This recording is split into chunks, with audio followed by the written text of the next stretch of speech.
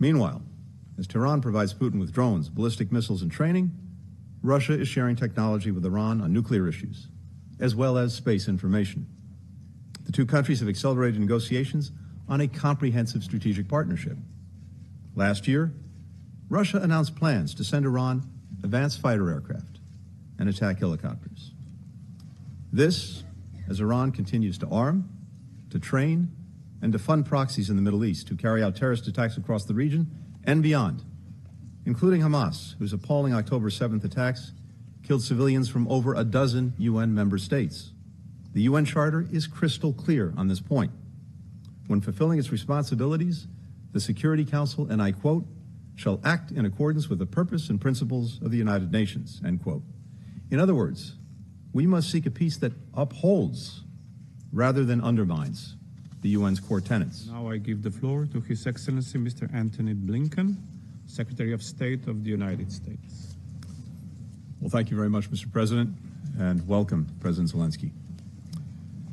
We meet more than 2.5 years since Russia launched a full-scale invasion of Ukraine, shredding the core principles of the United Nations Charter: sovereignty, territorial integrity, and independence.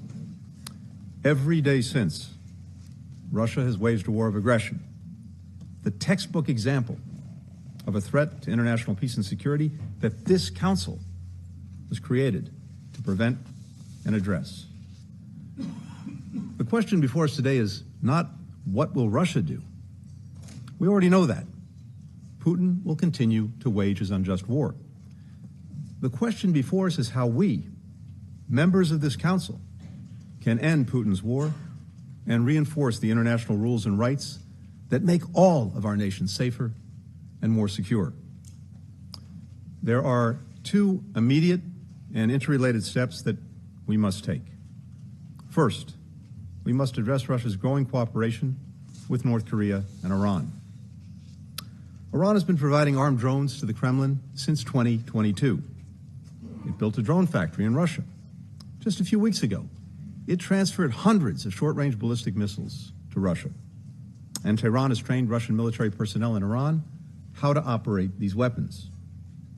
Meanwhile, the DPRK has delivered trainloads of weapons and ammunition to Russia, including ballistic missiles, launchers, and millions of artillery rounds.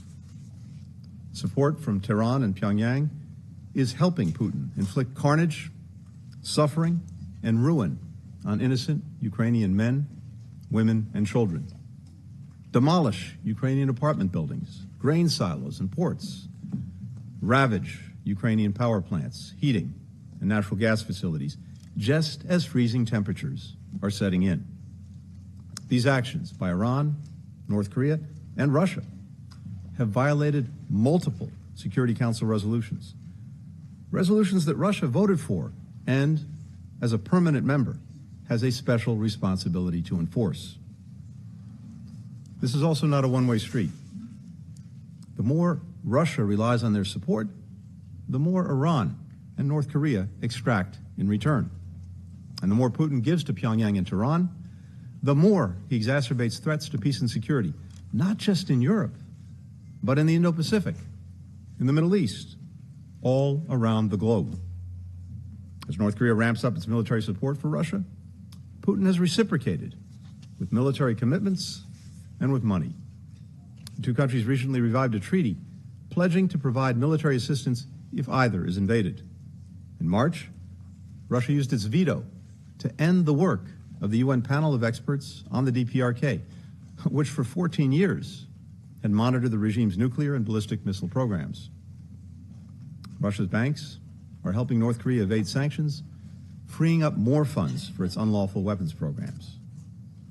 All this for a regime that has carried out more than 150 ballistic missile tests since 2022, and whose leader routinely threatens to obliterate South Korea and Japan and other countries.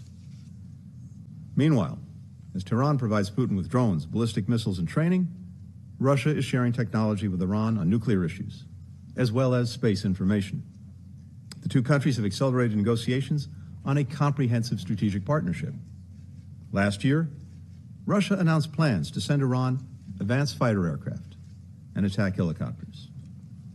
This, as Iran continues to arm, to train, and to fund proxies in the Middle East who carry out terrorist attacks across the region and beyond, including Hamas, whose appalling October 7th attacks killed civilians from over a dozen UN member states, and including the Houthis, whose attacks on international shipping have driven up the cost of food, of medicine, other supplies for people around the world, and have added to the suffering of the Yemeni people. North Korea and Iran are not the only ones aiding and abetting Russia. China, another permanent member of this council, is the top provider of machine tools, microelectronics, and other items that Russia is using to rebuild, to restock, to ramp up its war machine and sustain its brutal aggression. Now, some may ask how the United States or any other country helping Ukraine defend itself can criticize countries for providing military support to Russia. There is a profound difference. Russia is the aggressor, Ukraine the victim. Russia fights for conquest, Ukraine fights for survival. If countries stop supporting Russia, Putin's invasion would soon come to an end. If countries stop supporting Ukraine, Ukraine could soon come to an end. This brings me to the second step that members of this council can take. One of the council's primary responsibilities is seeking to peacefully resolve conflicts. As President Zelensky has said, no one wants peace more than Ukraine. The United States also wants to end this conflict. And before Putin launched his full invasion, we used every tool we could to try to prevent it, including right here at the Security Council. But the way the Council seeks to end this conflict matters. The UN Charter is crystal clear on this point. When fulfilling its responsibilities, the Security Council, and I quote, shall act in accordance with the purpose and principles of the United Nations, end quote. In other words, we must seek a peace that upholds rather than undermines the UN's core tenets. That's why all of us here have a responsibility to support Ukraine's call for a just and lasting peace to end Russia's war of aggression. A just and lasting peace must affirm the principles of sovereignty, territorial integrity, and independence. A just and lasting peace must preserve Ukraine's right to choose its own path, its own allies, its own future. A just and lasting peace requires Ukraine's full participation and assent. A just and lasting peace must support Ukraine's reconstruction and recovery, with Russia paying to fix the damage it's caused. A just and lasting peace must address both accountability and reconciliation. The United States is ready and willing to work with any party dedicated to supporting peace based on these principles. Ukraine has said multiple times that diplomacy is the only way to end this war, and that it's prepared to engage in negotiations. Putin, on the other hand, has no interest in such a peace, recently declaring that Russia would return to the negotiating table only when Ukraine withdraws its troops from Donetsk, Luhansk, Kherson, Zaporizhia. In other words, when Ukraine withdraws from its own territory. Putin continues to claim falsely that Ukraine is not a real state. He continues to deny that the Ukrainian people have their own identity. In Putin's eyes, the Ukrainian people, like Ukraine itself, do not exist. Other countries have put forward their own proposals, some of which make no mention of the UN Charter or its principles, fail to distinguish between the aggressor and the aggressed, and call on all sides to de-escalate. A proposal along these lines would reward Putin's aggression, allow him to rest, rearm, re-invade Ukraine, as he has done time and again. It would also embolden would-be aggressors everywhere around the world. As history teaches us, peace without principle is prologue to more conflict, to more suffering, to more instability. So, to all nations who want this conflict to end, and do it in a way that will endure, the quickest way forward is simple.